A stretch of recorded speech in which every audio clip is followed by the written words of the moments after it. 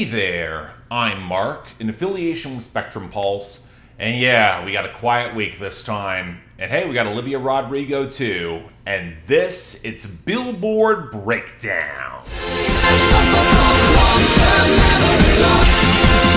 I don't remember. You know, one thing I haven't really done this year is delve into how I feel the Hot 100 is turning out for 2026, especially as we're now comfortably over halfway through the year because Billboard hasn't reset its year-end position to anything all that sensible. And part of the reason why on my end, I think it's just been denial. Let's get rid of that. 2026 has been goddamn lousy for the Hot 100. Unless we get a goddamn miracle this summer, it might go down as one of the worst years for the charts in some time. The good songs are either leftovers from 2025 or are hanging on by a thread, and the bad songs are way more numerous. Most notably with some of the new acts who are seeing popularity, where 2026 is a marked downgrade from last year. The year I'm reminded of most is 2018. Where album bombs registered more impact. Speak of the devil, Drake had one of the biggest that year with Scorpion, but that also means any song that survives, it's because of the radio, which has only gotten slower and stodgier and continues to drag down anything with potential. And at least you could make the argument that 2018's album bombs came from the trap boom in hip-hop instead of the directionless miasma that genre has wallowed in all year.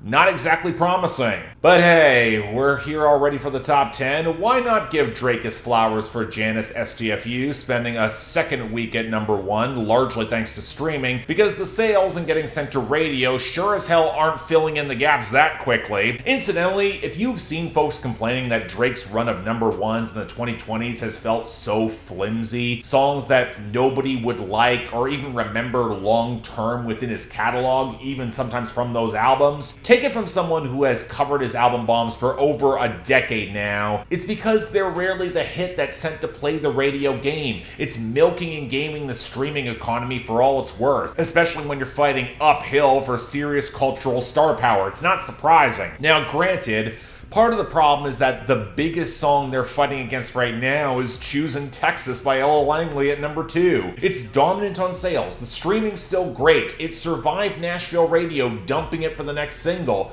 I still like the song, but it feels like the sleeper hit in a weaker chart environment, not a number 1 that stayed there in some form for damn near 2 months. Hell, I wouldn't even really put Be Her by Ella Langley as that hit either at number 3. She's got the sales, it's only gaining on streams and the radio. Gee, you know what, Nashville? You bothered to ship this to pop, you could have potentially another crossover number 1. Did Columbia Nashville not allocate anything for that possibility in the budget this quarter? Incidentally, this is why I'm not as angry on principle as I probably should be about the album bombs especially as I used to be, beyond the hours of additional work on my end. Hi Drake with Shebang at number 4, entirely on streaming. The song still sucks, because at least he's trying to play the commercial game. He wants to compete on the biggest stage, where his victories seem to be coming less from any quality or any unique business practices on his end, more at the expense of other labels who apparently outsource their promo budget for generative AI tokens. But now we actually have a new debut, and someone who seems to be one of the few bright spots this year, The Cure by Olivia Rodrigo at number 5. We'll get into the song much later on. She's smashing through with great streams and sales. Let's see if the radio bothers to play along and not slow walk the singles push like they did with her last 2 albums. Then back to Drake, we got Ran to Atlanta with Future and Molly Santana at number 6, blame the streaming for that too. But then we got the welcome rebound for So Easy to Fall in Love by Olivia Dean at number 7. Now, I've been saying that she's got a shot to get higher, but I think that ship may have sailed by now. The radio is absolutely there, but it's now stumbling, and streaming has never fully gotten on board. She did not get the number 1 for Man I Need. This is not going to fill that gap. Also returning to the top 10 is I Just Might by Bruno Mars at number 8. Even better radio, but that's effectively really all it's got right now, followed by more Drake with Whisper My Name slipping down to number 9. Again, streaming, it's obvious here. Finally, oh look, it's back at number 10, Man I Need by Olivia Dean. None of the margins are where they need to be or where they used to be. It's fading really across the board, but it has just enough inertia to slip back to where it is. Probably will be gone out of the top 10 soon enough. That naturally takes us to our losers and dropouts, and while the only song worth caring about in the latter category is Elizabeth Taylor by Taylor Swift, which is actually handily clinching its year-end list spot for 2026, the losers are just Drake all the way down. And it's over 20% of the charts, so might as well run through these by album. From Iceman, Plot Twist at 21, and Make Them Pay at 22, Dust at 24, Bees on the Table with 21 Savage at 27, Burning Bridges at 28, What Did I Miss at 34, Make Them Cry at 35, Little Birdie at 39, Don't Worry at 45, Make Them Remember at 51, Make Them Know at 53, and Firm Friends at 69. Then from Maid of Honor, we got Ho Phase at 56, WNBA at 57,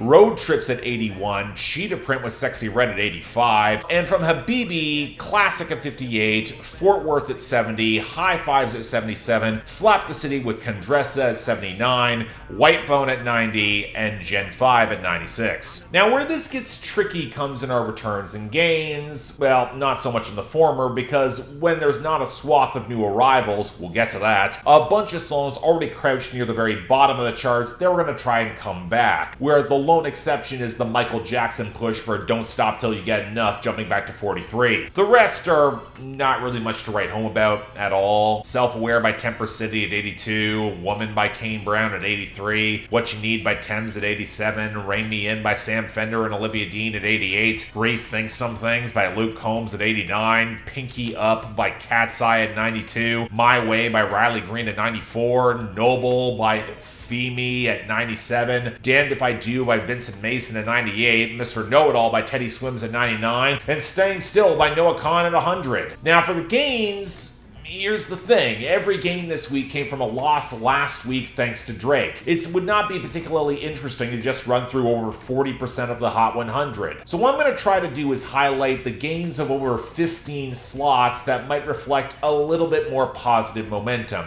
at least what's making up more ground. So with that, we got a sizable number. Drop Dead by Olivia Rodrigo at 12, Homewrecker by Somber at 23, Earrings by Malcolm Todd at 29, Change My Mind by Riley Green at 32, Be By You by Luke Combs at 36, Love and Life Again by Ella Langley at 37, American Girls by Harry Styles at 46, and Don't We by Morgan Wallen at 50. Then to round it out, Cinderella by the late Mac Miller and Ty Dolla $ign surging up to 55, Lush Life by Zara Larson at 59, Motion Party by Bossman D-Lo at 62, Turn This Truck Around by Jordan Davis at 63, White Keys by Dominic Fike at 72, Don't Tell On Me by Jason Aldean at 73, Hate How You Look by Josh Ross at 74, Dry Spell by Casey Musgraves at 75, Beautiful Things by Megan Maroney at 76, Rain Dance by David Thames at 78, and MacArthur by Hardy, Eric Church, Morgan Wallen, and Tim McGraw at 80. Now this leads to something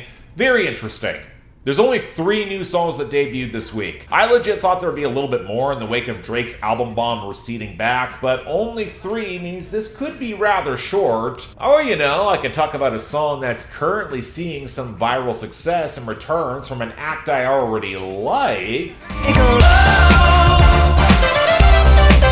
no time to rest. Just do your best. What you hear is not a test. We're only here to make you. We're only here to make you.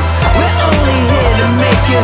We're only here to make you go. Okay, is this cheating for me to not just talk about the Chemical Brothers, but a song I already said was a favorite of mine back in 2015 when I reviewed Born in the Echoes? Well, whatever. It's currently breaking through all over the place a decade late, apparently tied to getting featured in the movie Apex this year. It's currently in the top 5 in the UK, with the uncredited legend Q-Tip from A Tribe Called Quest rapping on it against the hollowed out patter and a killer bass line and a balance amounts of rapid synth warbles and klaxons until the hook just breaks through into this oversaturated spray. It's a song all about that anxious, nerve-shaking tension ramping up where the Chemical Brothers and Q-Tip are only there to have you turn up and cut loose, take you along for the ride. It's almost too simple, but it's brutally effective in that lane. Sometimes there is a risk of overthinking this, especially when this was already a single that people liked back in 2015. There was a music video directed by Michel Gondry. It charted in 10 countries.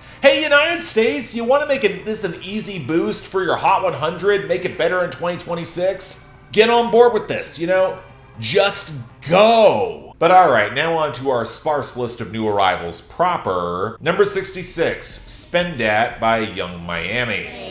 Spending that money fast, 20, 50s, 100 cash. Boy, going that go, y'all back. Boosting bitches, where y'all at? Stuffing that shit in y'all bag. Just to flip it, pop some tags.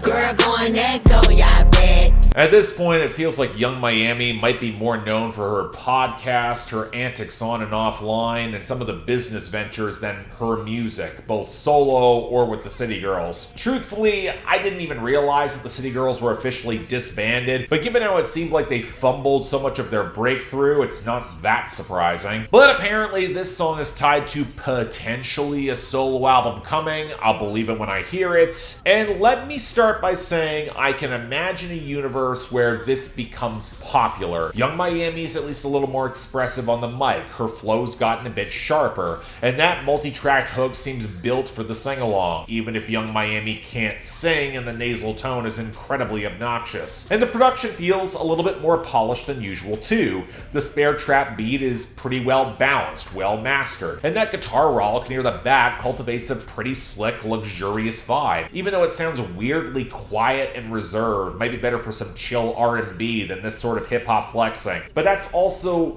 pretty much all the song really is. Young Miami shouting out the scammers and riding for them really hard, down to the point where she presents herself as having as much attitude, if not more, than all of them, just so they can spend all the money on her and her girls. And I'll be the one to say it sounds almost joyless, lacking any sort of distinctive flavor for this sort of flex that we've heard before. More slick around the edges, but also reminding me that this sort of relationship is flagrantly transactional, and I don't think it's better for it. So yeah, I can imagine the world where this gets big. I don't think we'd be better for it. Number 30, Chicago by Michael Jackson. She told me she was all alone. Said I don't you did not know. She said doesn't get enough bitch. 59 and was a gold key.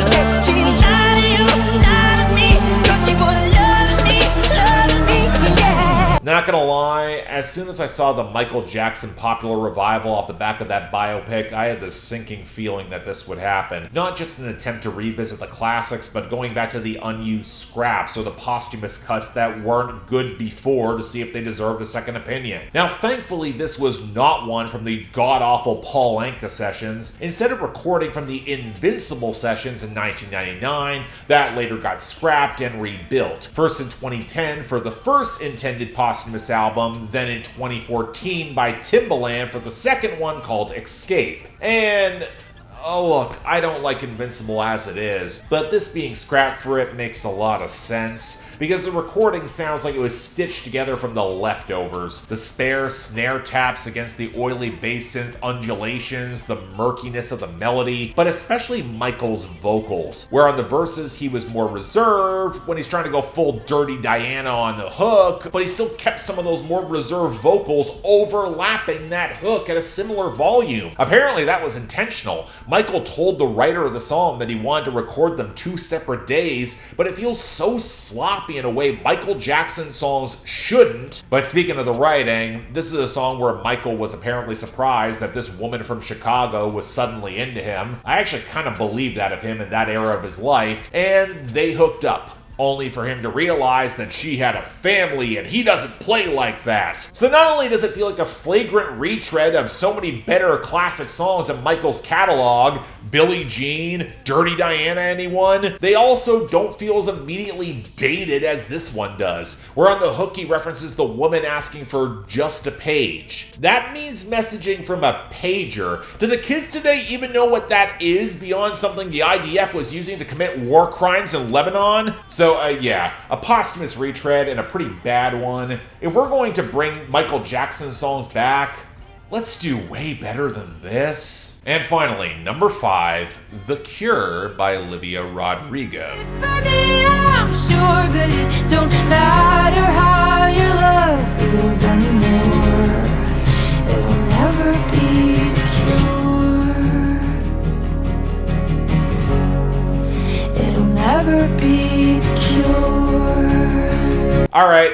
I'm getting excited for that new Olivia Rodrigo album. Drop Dead's a lot of fun, even if I got production quibbles. And let's not mince words, I think this is better. It's a really damn good song. The brittle, choppy, minor key acoustics on the subtle, low synths and pianos and the strings slowly building that crescendo, only to cut back to the spare brittleness that feels so acutely 90s. It gives me the impression that Rodrigo is doubling down on a sound palette that I and well, seemingly every other critic my age or to about 20 years older want her to do. Mostly because we're convinced that she would do it so goddamn well. I like her steadily getting more raw as the song develops. But it also does feel modern enough when the overdubs pick up for the bridge as the strings and the faster drums gallop in. But this is where I'm looking at Dan Nigro again and feel increasingly exasperated. I don't deny he's got solid songcraft and production instincts. He can write one hell of a hook. But this is a song that really could have used the guitars to crash in opposite the strings, and between his work with Rodrigo or Chappell Roan, I'm not convinced he's heard an electric guitar that he won't neuter. It's a shame because I like the writing a lot here too. On the surface, you get the impression that it might be another bad relationship or breakup song where she's responsible for some of that self-destruction and trying to own it. You certainly get that impression with how she runs through her insecurity with the guy's previous partners on the third verse. But the song is more about recognizing that being in love and in a relationship doesn't solve your inner problems or insecurity, even if you really want it to. It can help you get to a better state of mind, no doubt about that, but there's also more work to be done. And Rodrigo recognizing that's a message that would resonate with teenagers is really smart, especially when she realizes that teenagers would be incredibly pissed off about that fact. It might not be her best song to date. She's got enough hits that I really love that would fight for a spot in the top 5 probably, but I think it's really good all the same. And in a year like this, I really hope it sticks around. And yeah, that's the week. Yep, shorter for once. I'm not complaining, and I don't care if it's heresy or not. The Cure by Olivia Rodrigo is easily getting the best, while that unfortunate Michael Jackson posthumous reject Chicago is getting the worst. Just rubs me in the wrong way. Next up, again, I'm not hearing that immediate competition coming. Maybe that Ariana Grande song does something, so it might just be a slower fade for Drake as we head into the summer. We'll have to see, but until then, I'm Mark, you're watching Billboard Breakdown, affiliated with Spectrum Pulse, and I'll see you next time.